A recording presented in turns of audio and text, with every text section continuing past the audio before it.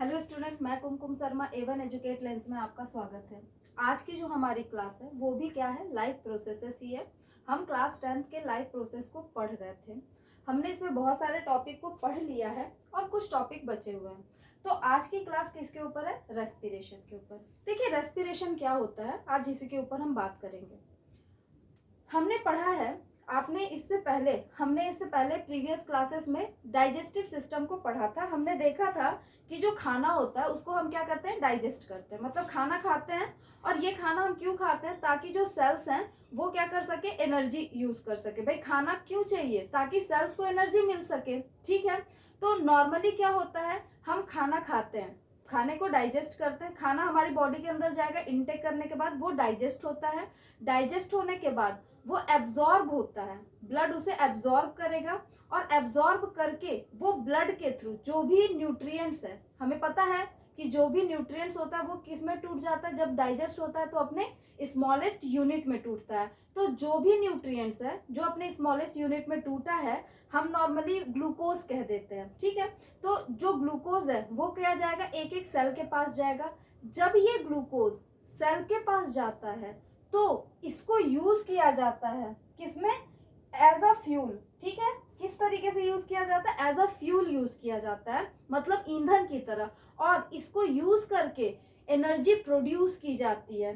तो एक्चुअली में रेस्पिरेशन क्या होती है? रेस्पिरेशन वो प्रोसेस होती है जिसमें डाइजेस्टेड फूड, जो डाइजेस्टिव सिस्टम में बना था, उसको यूज किया जाएगा एज अ फ्यूल, और उससे एटीपी बनाई जाएगी। भाई सेल के पास जो एनर्जी होती है वो किस फॉर्म में होती है, एटीपी, एडिनोसिन ट्राइफॉस्फेट के फॉर्म में। तो यहाँ पर रेस्पिरेशन, अब देखिए अगर मैं आपसे पूछूं कि अगर आपने खाना खाया, ठीक है, खाना आपका डाइजेस्ट हो गया, तो क्या सेल वो जो भी डाइजेस्टेड फूड है, क्या मान लो वो एब्जॉर्ब होकर ब्लड तक पहुंच भी गया, ठीक है, जो भी स्मॉलेस्ट यूनिट है ग्लूकोज है वो एक एक सेल तक पहुंच गया, क्या सेल उसको डायरेक्टली ले सकती है? क्या सेल को उससे एनर्जी मिलेगी? नहीं। जब तक वहां रेस्पिरेशन की प्रोसेस नहीं होगी तब तक सेल जो है उस एनर्जी को यूज ही नहीं कर पाएगी। इसीलिए रेस्पिरेशन इंपॉर्टेंट क्यों हो जाता है, क्योंकि अगर रेस्पिरेशन नहीं होगा, जो भी फूड है उसका ब्रेकडाउन नहीं होगा, उसको यूज किया जाएगा एज अ फ्यूल, तो जब तक उसका ब्रेकडाउन नहीं होगा तब तक एटीपी प्रोड्यूस ही नहीं हो पाएगी। और हमें पता है कि जो सेल होता है वो एटीपी का यूज करता है एज अ कह सकते हो करेंसी की तरह। ठीक है, मतलब हमारी जो सेल होते हैं उनके लिए करेंसी क्या है, पैसा क्या है, उनका एटीपी है। तो इतना आप समझ गया। तो एक्चुअली में रेस्पिरेशन का मतलब क्या होता है कि जो भी डाइजेस्टिव सिस्टम या डाइजेशन में जो भी फूड है, जो भी स्मॉलेस्ट यूनिट है ग्लूकोज है, उसको एज अ फ्यूल यूज किया जाएगा और उससे एनर्जी को ऑब्टेन किया जाएगा। I hope you understand. ठीक है, तो इसको कहते हैं क्या, रेस्पिरेशन। देखिए दो वर्ड है जिसमें ना बच्चों को बड़ा कंफ्यूजन होता है। पहला वर्ड होता है ब्रीदिंग और दूसरा वर्ड होता है रेस्पिरेशन। क्या बोलते हैं? पहला वर्ड होता है ब्रीदिंग और दूसरा वर्ड होता है रेस्पिरेशन। ठीक है, पहला ब्रीदिंग को देखते हैं। कई बुक्स ऐसा लिखती है कि ब्रीदिंग और रेस्पिरेशन सेम है, लेकिन एक्चुअल में ये दोनों सेम नहीं होते हैं। क्यों, समझिएगा। देखिए ब्रीदिंग का मतलब क्या होता है, सिंपल वर्ड में कहा जाए, सांस लेना और सांस बाहर छोड़ना। आप नॉर्मल करते हो ना, सांस ले रहे हो, सांस को बाहर छोड़ रहे हो, तो इसको कहते हैं ब्रीदिंग। ठीक है, लेकिन जब इस ब्रीदिंग में, जैसे हमने सांस लिया, तो हम जब सांस लेते हैं, मतलब जब हम इनहेल करते हैं, सांस लेने को क्या कहते हैं, इनहेल कहते हैं। ठीक है, और जब छोड़ेंगे तो एक्सहेल कहेंगे। तो जब हमने इनहेल किया तो क्या लेते हैं, ऑक्सीजन लेते हैं। ये बात तो आपको पता है, बचपन से पढ़ते आ रहे हो। और हम क्या अपनी बॉडी से बाहर निकालते हैं, कार्बन डाइऑक्साइड को बाहर निकालते हैं। तो ये तो हो गया सिंपल ब्रीदिंग। लेकिन जब हमने ऑक्सीजन को लिया और वो ऑक्सीजन हमारे लंग्स से होते हुए ब्लड कैपिलरी में जाएगा, ठीक है, ब्लड कैपिलरी से वो सेल तक जाएगा, और सेल में जाकर जो भी रेस्पिरेशन की प्रोसेस होनी है उसको कंडक्ट करवाएगा, और कंडक्ट करवाने के बाद जो कार्बन डाइऑक्साइड है उसको ब्लड के थ्रू वापस लेकर आएगा, कार्बन डाइऑक्साइड लंग में आ जाएगा, लंग्स के थ्रू वो बाहर चला जाएगा। ये पूरी प्रोसेस जो हो रही है उसको कहते हैं रेस्पिरेशन। मतलब क्या डिफरेंस हुआ? ब्रीदिंग मतलब होता है सिर्फ सांस लेना, सिर्फ सांस लेना, मतलब हम जो नॉर्मल सांस लेते हैं वो होती है ब्रीदिंग। लेकिन रेस्पिरेशन मतलब सिर्फ सांस लेना नहीं होता है। रेस्पिरेशन का सिंपल सा मतलब होता है कि जब हम सांस लेते हैं ऑक्सीजन अंदर गया, उस ऑक्सीजन का यूज सेल करेंगे अपनी एक्टिविटी को परफॉर्म करने के लिए। कैसे हम देखेंगे, और उसके बाद वो पूरी जो प्रोसेस चलेगी ना वो होता है रेस्पिरेशन। दोनों में डिफरेंस आप समझ पा रहे हो? ठीक है, तो हम क्या लिख सकते हैं? टेकिंग इन ऑफ, हम कौन सी ऑक्सीजन को लेते हैं? एटमॉस्फेरिक ऑक्सीजन, ठीक है, एटमॉस्फेरिक ऑक्सीजन इनटू, और वो कहाँ जाएगी? लंग्स में। एंड ठीक है, taking in of atmospheric oxygen into lungs and carbon dioxide को क्या करते हैं? हम छोड़ते हैं, तो इस एक्सपेलिंग इन ऑफ, कौन सी ऑक्सीजन होती है? Carbon dioxide. और कार्बन डाइऑक्साइड कहाँ होगी? लंग्स में ही तो होती है। एक्चुअली लंग्स के एल्वियोली में होती है। तो क्या लिख सकते हो? Expelling out of, sorry, expelling out of alveolar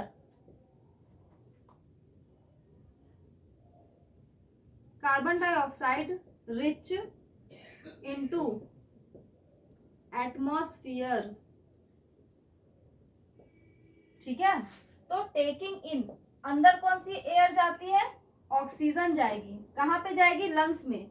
और लंग्स में जो CO2 है, एक्चुअली लंग्स की जो सबसे स्मॉलेस्ट यूनिट होती है उसको एल्वियोली कहते हैं। हम आगे पढ़ेंगे। तो एल्वियोलर CO2 रिच जो होता है वो एटमॉस्फेयर में बाहर चला जाएगा। तो ये होता है ब्रीदिंग। अब हम बात करते हैं किसकी? रेस्पिरेशन की। तो रेस्पिरेशन का मतलब क्या होता है? सिंपल वर्ड में बोला जाए तो ब्रेक डाउन, क्या ब्रेक डाउन हो रहा है? Of respiratory fuel, of respiratory fuel to obtain energy. ठीक है, क्या हो रहा है? ब्रेक डाउन हो रहा है रेस्पिरेटरी फ्यूल का। और ये रेस्पिरेटरी फ्यूल क्या होगा? अगर हम सिंपल वर्ड में कहें तो ग्लूकोज होगा। तो ग्लूकोज का क्या हो रहा है? ब्रेक डाउन होगा, ग्लूकोज को तोड़ा जाएगा और उससे क्या ऑब्टेन किया जाएगा?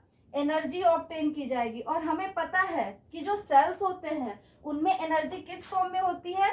ATP। क्या फॉर्म, फुल फॉर्म होता है? Adenosine triphosphate. ठीक है, तो इस फॉर्म में होती है। तो आई होप आप समझ गए होंगे कि ब्रीदिंग और रेस्पिरेशन क्या होते हैं। दो अलग अलग टर्म होते हैं, ये दोनों सेम नहीं है। लेकिन हम ये कह सकते हैं कि एक्चुअली में ब्रीदिंग क्या है? रेस्पिरेशन का एक पार्ट है। कह सकते हो ना भाई, रेस्पिरेशन, ब्रीदिंग होती है उसके बाद ही जाकर क्या होता है? रेस्पिरेशन की प्रोसेस कंटिन्यू होती है। तो आप ये कह सकते हो कि ब्रीदिंग जो है वो रेस्पिरेशन का पार्ट है, लेकिन ऐसा नहीं कह सकते कि रेस्पिरेशन और ब्रीदिंग दोनों सेम है। ठीक है, क्योंकि ब्रीदिंग में सिर्फ और सिर्फ गैसियस एक्सचेंज हो रहा है, वहां पे कभी भी कोई और एक्टिविटी हो ही नहीं रही है। लेकिन यहाँ पे क्या हो रहा है? आप देखोगे कि किस तरीके से रेस्पिरेशन होता है आगे। यहाँ पे ब्रेक डाउन होगा किसका? ग्लूकोज का। ठीक है, और फिर क्या ऑब्टेन किया जाएगा? एनर्जी ऑब्टेन की जाएगी। और ये एनर्जी किस फॉर्म में होती है? ATP के फॉर्म में होती है। तो यहाँ तक आपका क्लियर होगा। अब हम आगे कंटिन्यू करेंगे, आप स्क्रीनशॉट ले सकते हो। अब देखो, हम बात करते हैं कि जो रेस्पिरेशन होता है उसके कुछ प्रोसेसेस होते हैं। ठीक है, कह सकते हैं स्टेप्स होते हैं। उस स्टेप को हम एक जगह लिखेंगे। हम ये इसलिए लिख रहे हैं ताकि हमें समझना आसान हो जाए कि एक्चुअली में रेस्पिरेशन जो होता है वो क्या है। ठीक है, तो देखो हम लिखते हैं स्टेप्स इन्वॉल्व्स इन रेस्पिरेशन।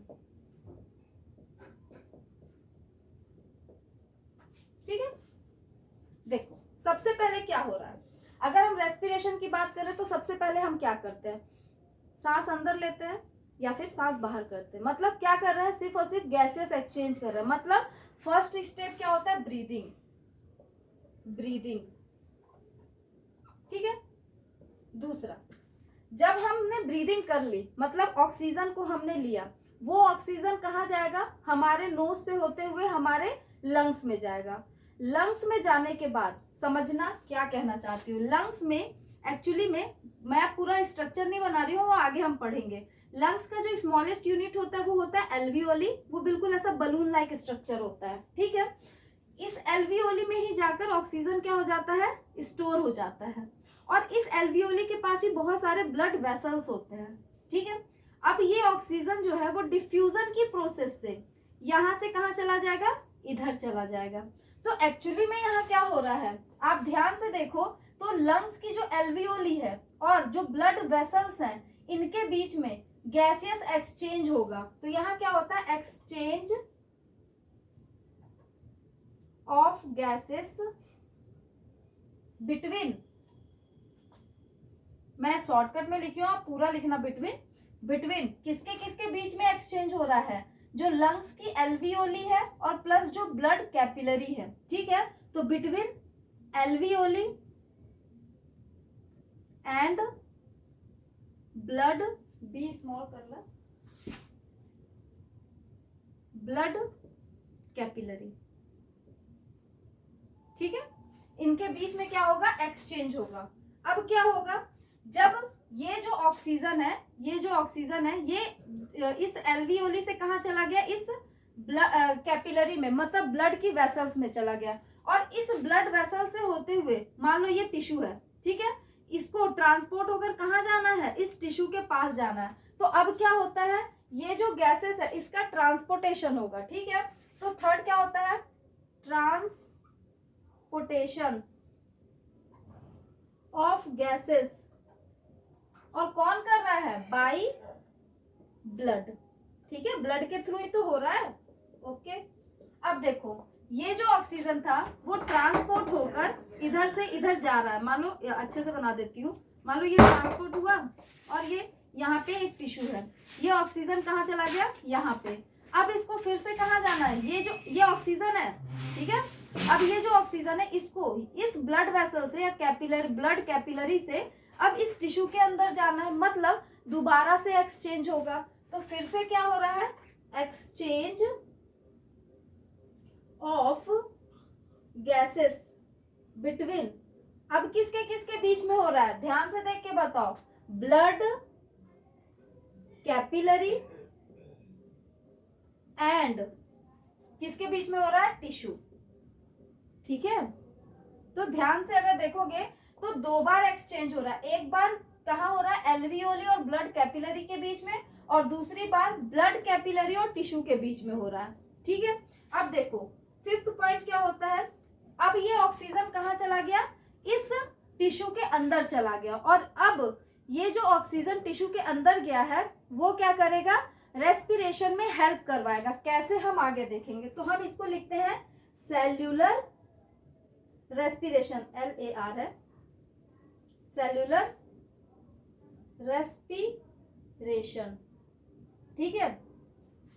तो अगर आपसे कोई पूछे कि रेस्पिरेशन जो है वो किस तरीके से होता है, 5 स्टेप्स में इवॉल्व होता है, कौन कौन से होते हैं। सबसे पहले ब्रीदिंग होगी, मतलब हम क्या करेंगे, ऑक्सीजन को इनहेल करेंगे। ऑक्सीजन इनहेल होकर कहाँ चला जाएगा, लंग्स की एल्वियोली में जाएगा। लंग्स की एल्वियोली में जाने के बाद सबसे पहली बार गैसेस एक्सचेंज कहाँ हो रहा है, एल्वियोली और ब्लड कैपिलरीज के बीच में, वेरी इंपॉर्टेंट, ठीक है। पहली बार जो गैसेस एक्सचेंज हो रहा है वो एल्वियोली और ब्लड कैपिलरी के बीच में हो रहा है।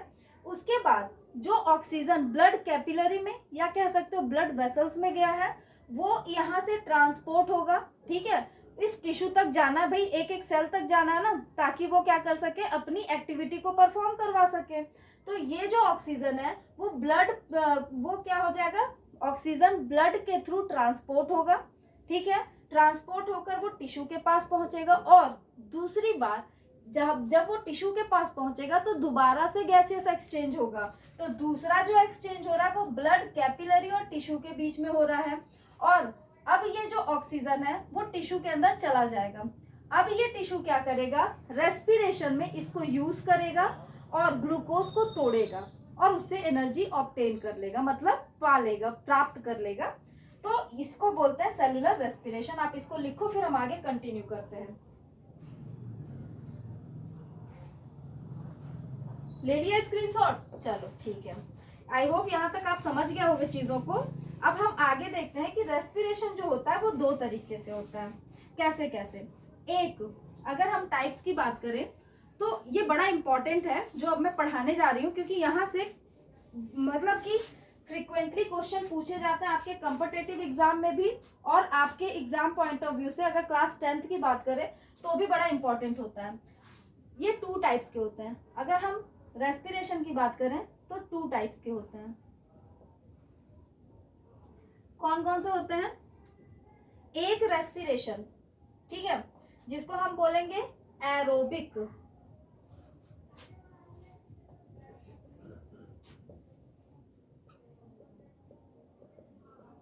Aerobic respiration.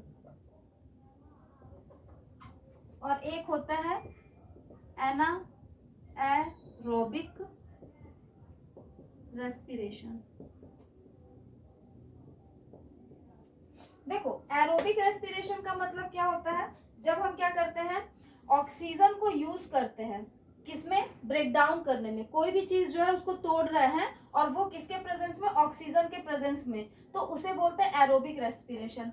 एन एरोबिक मतलब क्या हो जाता है, जहां पर ऑक्सीजन की जरूरत नहीं है, मतलब ब्रेक डाउन तो हो रहा है, रेस्पिरेशन तो हो रहा है, लेकिन ऑक्सीजन के अब्सेंस में हो रहा है। तो आप इसको क्या लिख सकते हो, बाय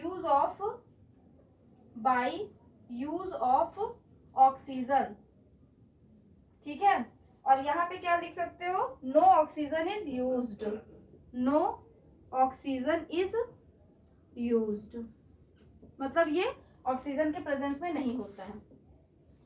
देखो, जो हमारा सेलुलर रेस्पिरेशन होता है, अभी हमने खुद देखा वो कहाँ होता है, वो कैसा होता है, एरोबिक होता है। तो जो आपका सेलुलर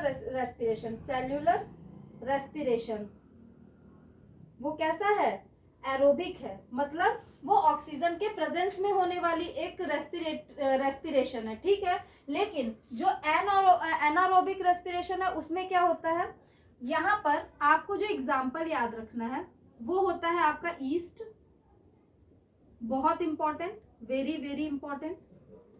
सम बैक्टीरिया भी होते हैं, भूल भी जाओ तो कोई दिक्कत नहीं, अब ऐसा नहीं कि भूल ही जाना, याद रख लेना।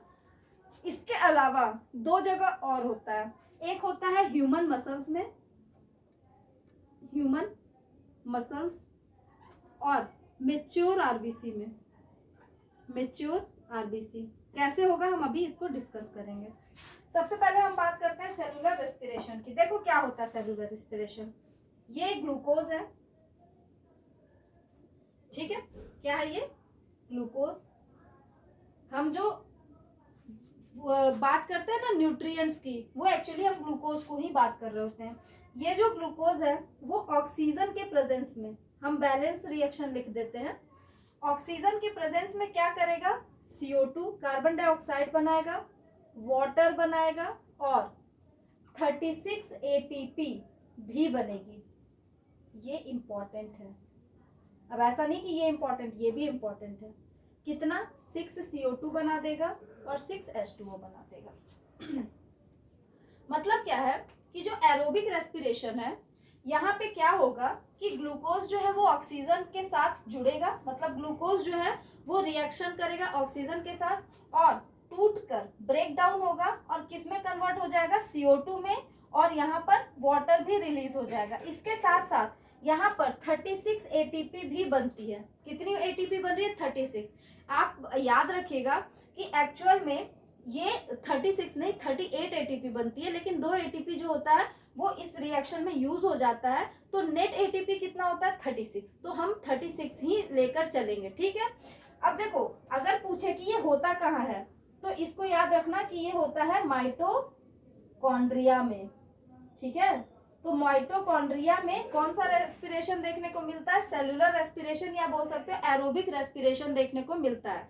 यहाँ पे क्रेब साइकिल चलता है। अभी के लिए छोड़ दो, रहने दो। अभी बस इतना समझो कि माइटोकॉन्ड्रिया जो होती है वहां पर एरोबिक रेस्पिरेशन होता है, ठीक है। आई होप यहाँ तक आप समझ गए होंगे। इसमें जो प्रोडक्ट है वो क्या बनता है? CO2, वाटर और 36 ATP बनता है। देख लो कितनी ATP, 36 ATP बन रहा है, ठीक है। जो एनारोबिक रेस्पिरेशन होता है वो मेनली कहाँ कहाँ होता है? ईस्ट में, जो आपको याद रखना है। दूसरा मसल्स याद रखना है और मेच्योर आरबीसी भी याद रखना है। लेकिन ईस्ट और मसल्स ये दो तो बिल्कुल भूलना ही नहीं है। गलती से भी भूल गया ना तो पाप कर दोगे, ठीक है। तो ऐसा पाप बिल्कुल मत करना, नहीं तो सीधे सीधे 1-2 नंबर तो कट ही जाएंगे। तो ईस्ट और आपका ह्यूमन मसल जो होते हैं इन दोनों को गलती से भी नहीं भूलना, ठीक है। तो मत भूलना। अब देखो क्या होता है यहाँ पर, अगर हम बात करें एक चीज आप याद, चलो इसको पहले बता दूं फिर करती हूँ। देखो अगर हम बात करते हैं किसकी? ईस्ट की। सबसे पहले मैं ईस्ट में दिखाती हूँ क्या होता है। अगर हम ईस्ट में बात करें तो जो ग्लूकोज है C6H12O6, ये ग्लूकोज सबसे पहले किस में टूटता है? पायरुविक एसिड में टूटता है। किस में टूटेगा? पायरुविक एसिड में टूटेगा। तो हम लिख देते हैं पायरुविक एसिड, ठीक है। ये जो पायरुविक एसिड होता है वो 3 कार्बन का एक कंपाउंड होता है। अब यहाँ पे कितने कार्बन है? 6, और यहाँ कितने कार्बन है? 3। मतलब कितने होने चाहिए? 2, तभी तो 3 दूनी 6 हो जाएगा ना। होगा कि नहीं भाई? यहाँ 6 कार्बन, तो इसको भी तो 6 कार्बन बनाना है। तो पायरुविक एसिड के कितने मॉलिक्यूल होंगे? 2 मॉलिक्यूल। अब ये जो पायरुविक एसिड है ये क्या होगा? इथाइल अल्कोहल में टूटेगा, C2H5OH, ठीक है। अब देखो थोड़ा सा मैं इधर कर देती हूँ। ये किस में टूट गया? इथाइल अल्कोहल में। इथाइल अल्कोहल, यहाँ पर कितने हैं कार्बन? 6 कार्बन है। यहाँ पे कितने कार्बन है? 2। मान लो इसको 2 कर दो, 2 दूनी 4, 4 ही कार्बन। अभी भी 2 कार्बन बचे हैं। वो 2 कार्बन जो होते हैं वो CO2 के फॉर्म में बाहर निकल जाते हैं, समझ पा रहे हो। और यहाँ पे 2 ATP भी बनता है। तो अब देखो अगर ईस्ट में एनारोबिक रेस्पिरेशन करवाते हैं तो सबसे पहले जो ग्लूकोज है वो पायरुविक एसिड में टूटेगा। फिर पायरुविक एसिड जो होता है वो इथाइल अल्कोहल में +2 ATP भी रिलीज होती है। और इस रिएक्शन में CO2 भी रिलीज हो रहा है। ऐसा नहीं है कि CO2 को छोड़ दोगे, नहीं, बिल्कुल भी नहीं छोड़ सकते, पाप लगेगा नहीं छोड़ने का। तो ये आप नहीं छोड़ोगे। दूसरा, अगर हम ह्यूमन मसल्स की बात करें, किसकी? ह्यूमन मसल्स, मैं थोड़ा ऊपर लिख देती हूँ, ह्यूमन मसल्स या फिर आरबीसी, मैच्योर आरबीसी की बात कर रही हूँ। देखो क्या होता है एक्चुअली में, ये तो अब्सेंस ऑफ रेस्पिरेशन होता है, मतलब कि अब्सेंस ऑफ ऑक्सीजन होता है और बिल्कुल भी ऑक्सीजन नहीं है, लेकिन ये लैक ऑफ ऑक्सीजन होता है। देखो दोनों बात एक ही कहना चाहता है, दोनों का यही मतलब है कि ये भी ऑक्सीजन के अब्सेंस में हो रहा है, ये भी ऑक्सीजन के अब्सेंस में। होता क्या है समझिएगा। नॉर्मल जो हमारे मसल्स होते हैं, ठीक है, ह्यूमन मसल की बात कर रही हूँ ना, तो नॉर्मल जो मसल होते हैं वो तो क्या करते हैं? एरोबिक रेस्पिरेशन करते हैं, ठीक है, जो ये वाला रेस्पिरेशन है कर रहे हैं। लेकिन जब हम सीवियर एक्सरसाइज करते हैं, मतलब कंटिन्यूअसली एक्सरसाइज करते जा रहे हैं, तो होता क्या है कि हमारे बॉडी में ऑक्सीजन जो होता है वो कम होता चला जाता है, ठीक है। अब ऑक्सीजन अगर कम हो गया है तो धीरे धीरे ऑक्सीजन का लेवल कम हो जाएगा और एक ऐसा टाइम आएगा जब ऑक्सीजन बहुत ही कम हो जाएगा।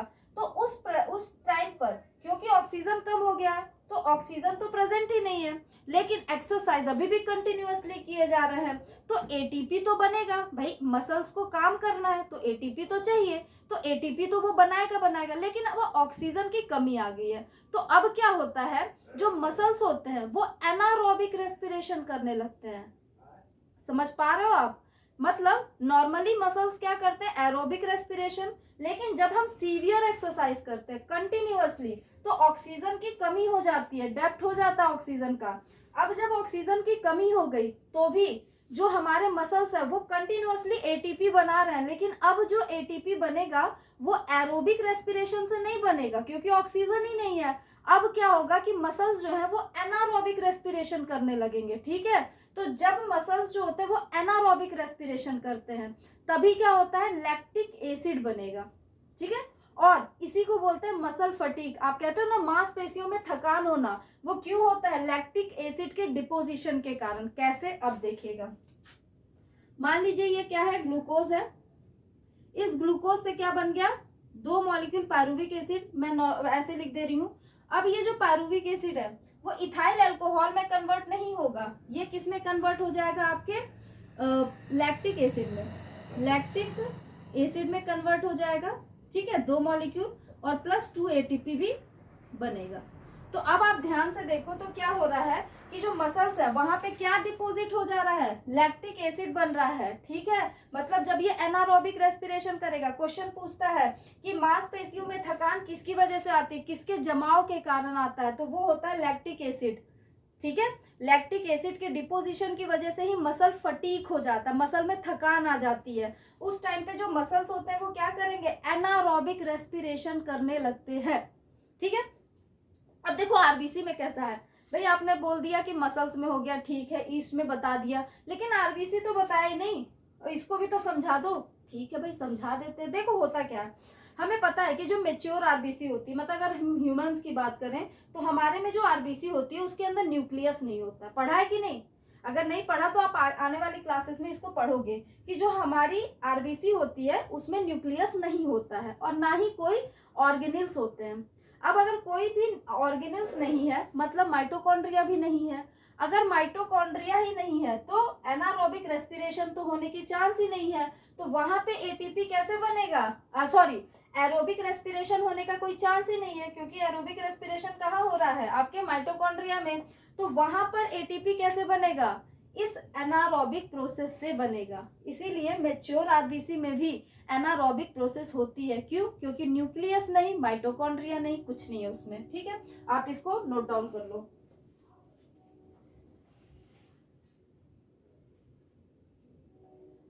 तो यहाँ तक चीजों को समझ लेना, ये बहुत ही इंपॉर्टेंट कॉन्सेप्ट है। यहाँ से क्वेश्चन फ्रीक्वेंटली पूछे जाते हैं हर एक एग्जाम में। ये इक्वेशन से क्वेश्चन पूछे जाते हैं कि भाई किस प्रोसेस में क्या बनता है बाई प्रोडक्ट, ये सारी चीजें जो है ना यहाँ से क्वेश्चन पूछे जाएंगे आपके, ठीक है।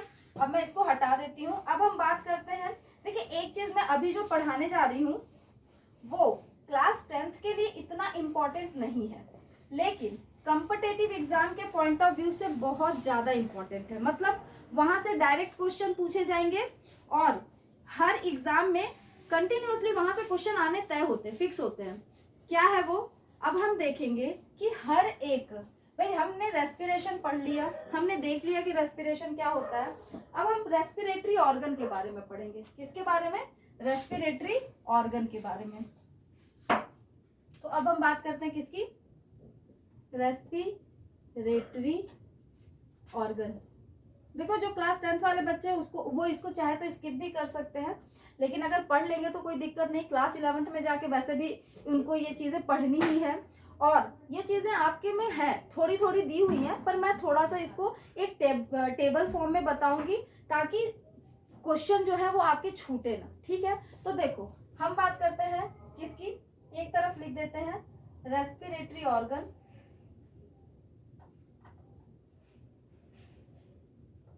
और दूसरी तरफ लिख देते हैं उसके एग्जाम्पल्स। मतलब कौन से ऐसे एनिमल्स हैं जिनमें कौन सा रेस्पिरेटरी ऑर्गन पाया जाता है, ठीक है। सबसे पहले हम बात करते हैं general body surface, simple body surface से। तो देखो सिंपल सी बात है, अभी आप अगर इसको नहीं समझ पा रहे हो, अगर इसके एग्जाम्पल देख के आपको ऐसा लग रहा है कि मैम ने कौन से एलियन का नाम लिख दिया है, तो प्लीज घबराना मत। जब हम एनिमल किंगडम पढ़ेंगे तो वो सारे जो एलियन हैं उनसे आप रूबरू हो जाओगे, मतलब फ्रेंडशिप हो जाएगी आपकी। तो अभी फिलहाल उन एलियंस का नाम लिख देती हूँ जिनके बारे में आपको मतलब कि आपको पता होना चाहिए। देखो सबसे पहले बात होती है प्रोटोजोआज, प्रोटोजोन, ठीक है। इसके अलावा पोरीफेरा, ये सारे एनिमल किंगडम में आप पढ़ोगे, पोरीफेरा, सिलिंट्रेटा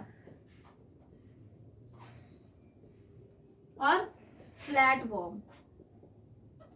इन सब में जनरल बॉडी सरफेस से रेस्पिरेशन होता है इनके अंदर। देखो क्योंकि ये सबसे प्रिमिटिव, जब इवोल्यूशन स्टार्ट हुआ था उस टाइम पे ये शुरुआत के ही एनिमल्स हैं। तो जब इवोल्यूशन स्टार्ट हुआ तो शुरुआत में ही इतने वेल डेवलप्ड ऑर्गन्स नहीं बने, ये धीरे धीरे बने हैं। भाई एक्सपेरिमेंट जो होता है वो धीरे धीरे ही होता है ना, और धीरे धीरे होते होते एक ऐसा टाइम आता है जिस टाइम पे जो भी एक्सपेरिमेंट होता है वो परफेक्ट होता है। तो ये अभी शुरुआत के थे, तो अभी यहाँ पे बहुत वेल डेवलप्ड ऑर्गन्स आपको देखने को नहीं मिलेंगे। तो इनमें जो रेस्पिरेशन होता था वो जनरल बॉडी सरफेस से होता था। ठीक है। दूसरा, स्किन के थ्रू होती है। ठीक है। अब देखो समझना क्या होता है एक्चुअली में, अगर किसी भी एनिमल के स्किन के थ्रू जब रेस्पिरेशन होता है तो हमेशा याद रखना कि अगर स्किन के, क्योंकि एटमॉस्फेयर से गैसेस को लिया जाएगा और फिर उसको डिफ्यूज किया जाएगा स्किन में, तो डायरेक्टली जो ड्राई स्किन होता है वहां पे कभी भी डिफ्यूजन नहीं होता। इस बात को आप याद रखिएगा। अगर स्किन के थ्रू रेस्पिरेशन हो रहा है तो सबसे पहले एटमॉस्फेरिक जो भी गैसेस होती है उसको लिया जाता है, फिर उसको जो भी मतलब मीडियम होता है वाटर सॉल्युबल उसमें उसको डिसॉल्व किया जाता है, उसके बाद डिफ्यूजन होता है। तो इनकी जो स्किन होनी चाहिए, अगर स्किन के थ्रू डिफ्यूजन हो रहा है तो कैसी होनी चाहिए, मॉइस्ट होनी चाहिए। ठीक है, थोड़ी सी उसमें एक नमी होनी चाहिए, तो मॉइस्ट स्किन होनी चाहिए जहां पे क्या होगा। अब देखो स्किन के लिए एक और वर्ड यूज करते हैं, क्यूटेनियस।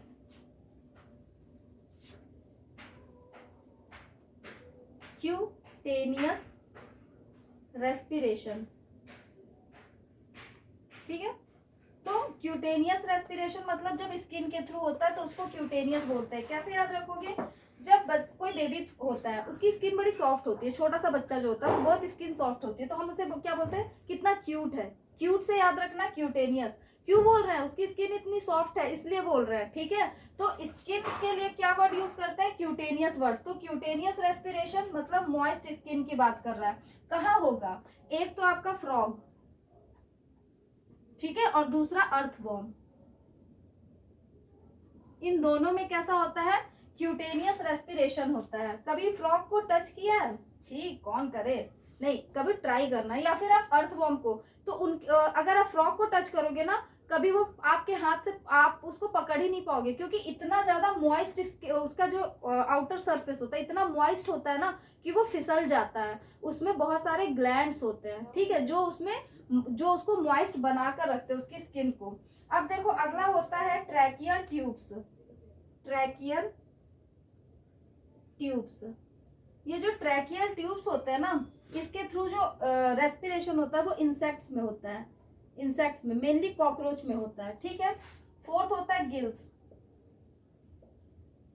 और हमें पता है गिल्स के थ्रू कहाँ होता है, एक्वेटिक जो एनिमल्स होते हैं, जैसे एक्वेटिक आर्थ्रोपोड्स। मैं फिर से कह रही हूँ, अगर आपको ये नाम अभी नहीं, आप नहीं पढ़े हो उसको, आर्थ्रोपोड्स क्या होते हैं, पोरीफेरा क्या होता है, तो अभी आप इसको सिर्फ समझ लो। हम जब एनिमल किंगडम पढ़ेंगे तो आप समझ जाओगे। मोलस्क और फिशेस। ठीक है, इसमें कैसा होता है, गिल्स के थ्रू होता है। और गिल्स के लिए एक और वर्ड यूज करते हैं, ब्रोंकियल रेस्पिरेशन। अगला होता है फिफ्थ जो होता है, ये तो चलो गिल्स के थ्रू हो गया। अब भाई इसके बाद मोस्ट एडवांस जो रेस्पिरेटरी ऑर्गन है वो क्या है, लंग्स।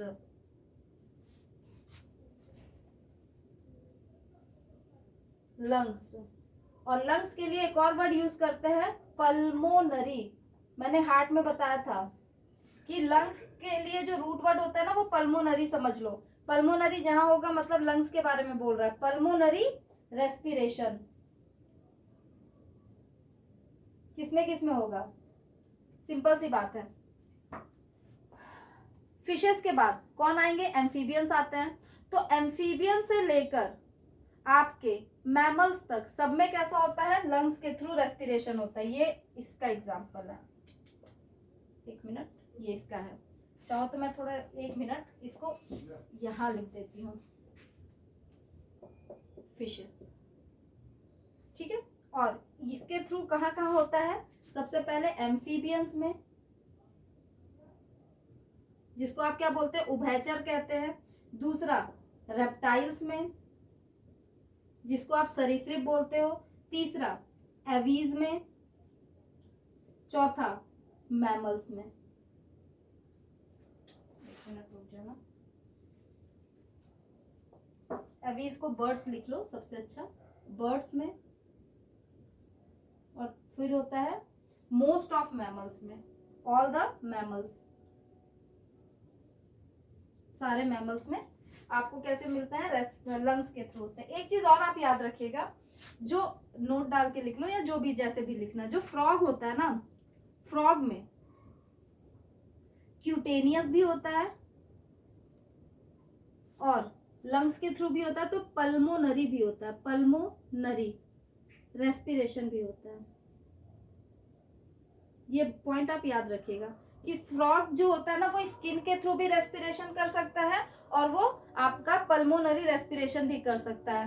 एक और पॉइंट होता है कि जो फ्रॉग का टेडपोल होता है वो किसके गिल्स के थ्रू भी रेस्पिरेशन करता है, पर वो हम आगे की क्लास में पढ़ेंगे। फिलहाल के लिए ये पॉइंट याद रखिएगा कि जो फ्रॉग होते हैं उनमें क्यूटेनियस मतलब वो मॉइस्ट स्किन के थ्रू भी रेस्पिरेशन कर सकते हैं और पल्मोनरी लंग्स भी के थ्रू भी वहां पे रेस्पिरेशन होता है अगर वो टेरेस में है तो।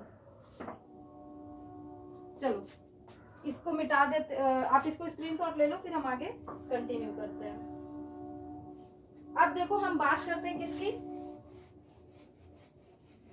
रेस्पिरेटरी ऑर्गन्स की। देखो सॉरी, रेस्पिरेटरी ऑर्गन नहीं, अब हम बात करेंगे कि रेस्पिरेशन के लिए, भाई हम बात करते हैं कि रेस्पिरेशन कहाँ होता है, लंग्स की। हम देखो मेनली बात किसकी करेंगे, लंग्स की ही बात करेंगे, ठीक है, ह्यूमन रेस्पिरेशन की ही बात हो रही होगी। तो रेस्पिरेशन जो होगा,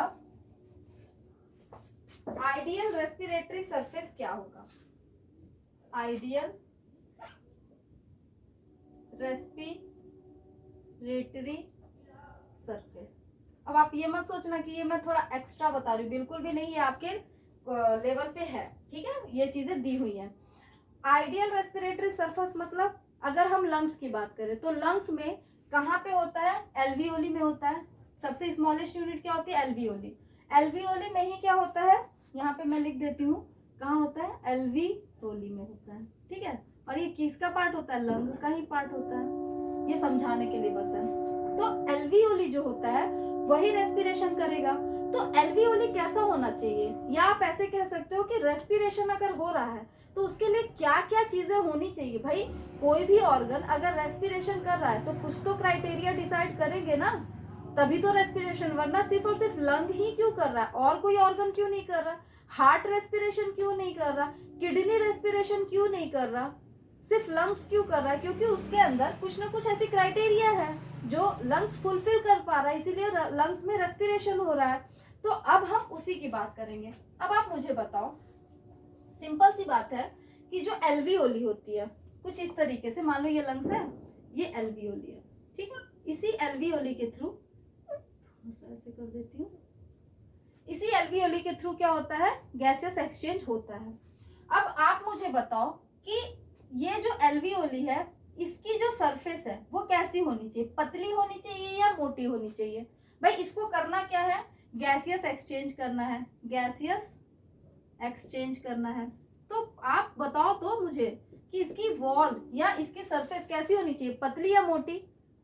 क्या मोटी, नहीं, देखो मोटी नहीं होनी चाहिए, पतली, हाँ बिल्कुल सही, पतली होनी चाहिए। क्यों, क्योंकि जितनी पतली सरफेस होगी, या फिर आप कह सकते हो जितनी पतली इसकी वॉल होगी एल्वियोली की, उतना ही आसानी से गैसेस एक्सचेंज हो जाएगा। मोटी वॉल होगी तो बेचारे गैस को आने जाने में बहुत ज्यादा एनर्जी भी लॉस करनी पड़ेगी और इतने आसानी से आ जा भी नहीं पाएगा। तो सबसे पहले क्या होना चाहिए, थिन होना चाहिए, सरफेस कैसा होना चाहिए, थिन होना चाहिए। दूसरा, यहाँ पर मैंने बताया था कि क्योंकि लंग्स जो है वो एटमॉस्फेरिक ऑक्सीजन को लेते हैं, मतलब एटमॉस्फेयर में जो ऑक्सीजन है, और अगर वो एटमॉस्फेरिक ऑक्सीजन को ले रहे हैं तो सबसे पहले उनको क्या होना पड़ेगा, डिसॉल्व होना पड़ेगा वाटर में, उसके बाद ही वो डिफ्यूज हो सकते हैं।